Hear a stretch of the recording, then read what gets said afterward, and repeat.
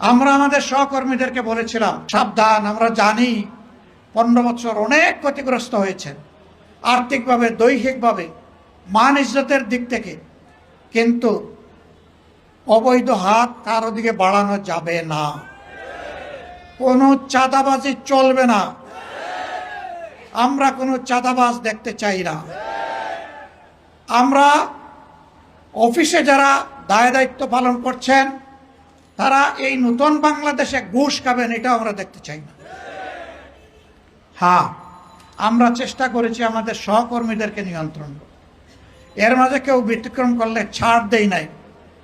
2-1টা ব্যতিক্রম হয়েছে, কঠোরভাবে তাদেরকে ধরা হয়েছে, ব্যবস্থা নেওয়া হয়েছে। কিন্তু আলহামদুলিল্লাহ, বাংলাদেশের আপামর জনতা সাক্ষী, বাংলাদেশ জামাতে ইসলামী চাঁদাবাজ দল হিসাবে কুপরিচিতি লাভ করে না।